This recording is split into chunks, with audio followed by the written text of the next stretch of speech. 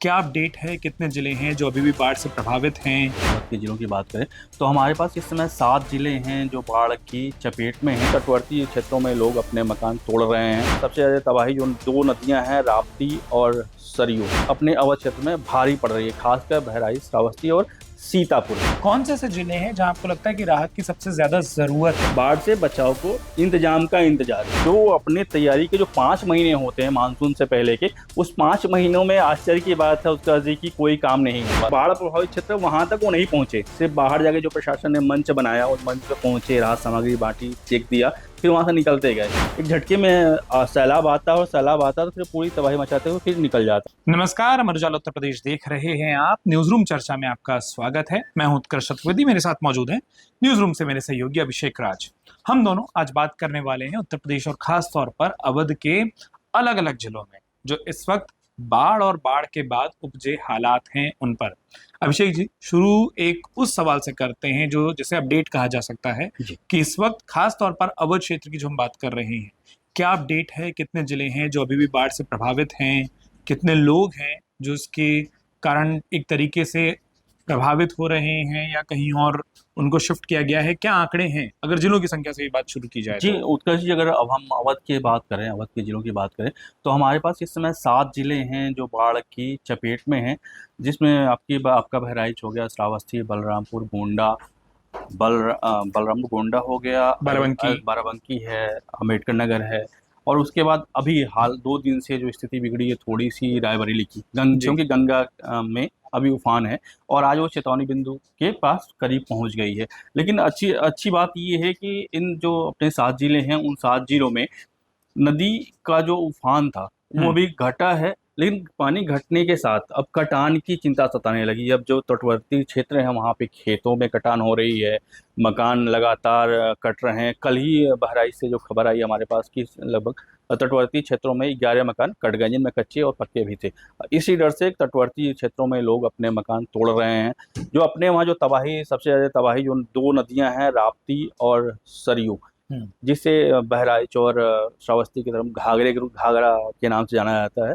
तो ये 2 नदियों की तबाही है जो अपने अवध क्षेत्र में भारी पड़ रही है, खासकर बहराइच, श्रावस्ती और सीतापुर में। जी, कई सारे आंकड़े आप हाथ में लेकर बैठे हैं, मैं भी देख पा रहा हूँ।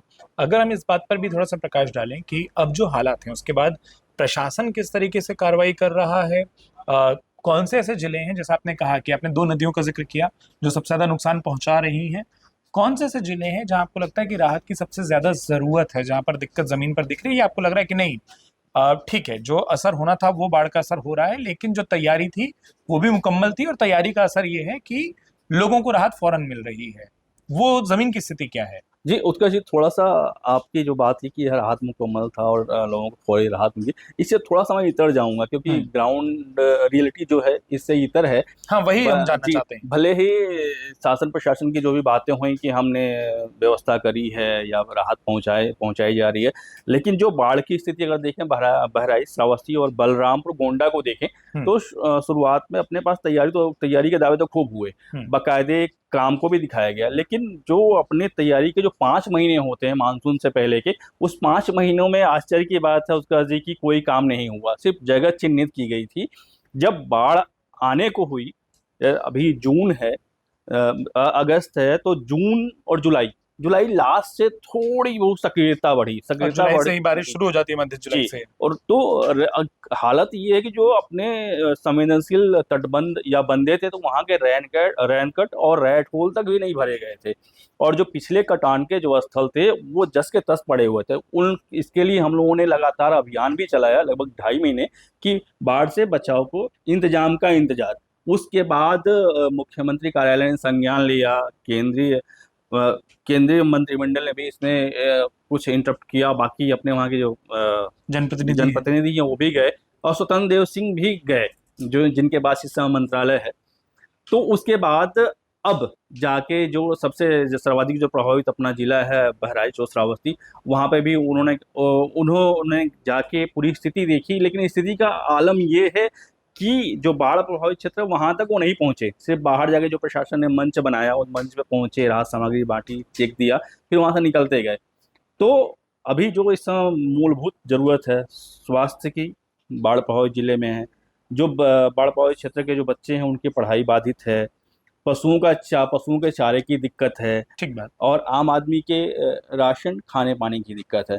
तो इन जो 4 अहम मुद्दे हैं उन पे थोड़ी सी गंभीरता दिखानी होगी। आने वाले जी। दिनों को लेकर एक अनुमान ये भी है, मौसम को लेकर भी हमने एक चर्चा की थी और वो भी अमर उजाला उत्तर प्रदेश पर प्रकाशित वीडियो है। वो ये कि आने वाले दिनों में ये जो बारिश है वो और बढ़ सकती है कुछ दिन में, 2-3 दिन में।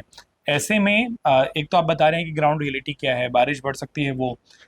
इस वक्त सबसे ज़्यादा चिंता आपको कहाँ लग रही है? और जैसे कुछ लोगों ने ये भी कहा कि नदियों में जो पानी है वो बारिश से कम है, वो नेपाल से छूटे हुए बॉर्डर और वो जो जल प्रबंधन होता है, जो दोनों देशों के कारण है, या पानी कहीं और ज़्यादा गिर रहा है और वो क्योंकि रिवर में फ्लो हो रहा है, उसके कारण ये दिक्कत बढ़ी है। अब जबकि ये अनुमान जताया जा रहा है, ये आशंका जताई जा रही है कि 2-3 दिन और बारिश होगी। ऐसे में क्या कोई एडवाइजरी है जो जारी की गई है, जो तैयारियां, जैसे आपने बताया रायबरेली भी, अब अगर हम गिन लें कि गंगा जी अब उस खतरे के निशान के पास है, चेतावनी बिंदु के पास है, तो ऐसे में क्या कोई नई एडवाइजरी इन जिलों के लिए जारी हुई है?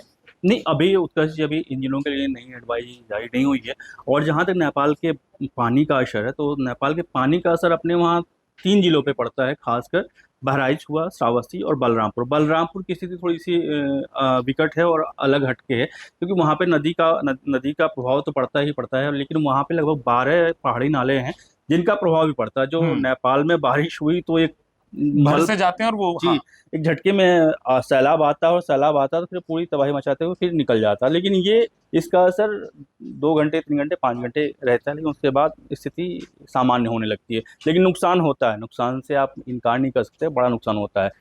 लेकिन इन सब के बीच में हमें अगर बाढ़ प्रबंधन या तटबंध बंद, इन सबों की अगर मरम्मत हो, और थोड़ा-सा जैसे आपने कहा कि पानी का प्रबंधन, इस पे भी थोड़ा-सा ध्यान दें, तो हमारा जो सर्वाधिक प्रभावित जो जिला है बहराइच, और दूसरे नंबर पर श्रावस्ती, इसकी स्थिति थोड़ी-सी बेहतर हो सकती है। अब ये जो पूरा का पूरा सीजन है, जो बाढ़ है, वो इस वक्त जिस तरीके से असर डाल रही है, तमाम जो काम है वो बाढ़ के बीच में तो नहीं हो सकते, लेकिन हम जो बातें कह रहे हैं वो सिर्फ एक सीजन, एक बाढ़ या एक मानसून के लिए नहीं है। जैसा अभिषेक जी ने भी बताया कि लगातार खबरों को अमर उजाला पर प्रकाशित करने के बाद अगर कोई चेता है, तो इस वीडियो के जरिए एक कोशिश तो ये भी होगी कि आने वाले वक्त में किस तरीके से और कितनी पहले से तैयारियां होनी चाहिए, प्रशासन, सरकार इनका भी ध्यान रखे, और साथ में ग्राउंड रियलिटी क्या है इस वक्त बाढ़ को लेकर अवध क्षेत्र की, वो भी उद्देश्यता कि हम आपको बताएं।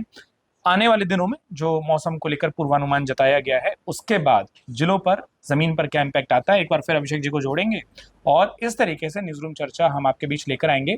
आपके जिलों में इस बारिश के कारण, बाढ़ के कारण क्या हालात हैं, हमें कमेंट बॉक्स में लिखकर जरूर बताएं, और अगर आप चाहते हैं कि कोई स्पेशल रिपोर्ट आपके जिलों से हो तो वो भी हमें जरूर बताएं। हम कोशिश करेंगे कि अमर उजाला पर आपकी उस पीड़ा को, समस्या को हम दिखा सकें। फिलहाल अपना वक्त देने के लिए आप तमाम दर्शकों का बहुत बहुत शुक्रिया। अभिषेक जी, आपका भी धन्यवाद। धन्यवाद।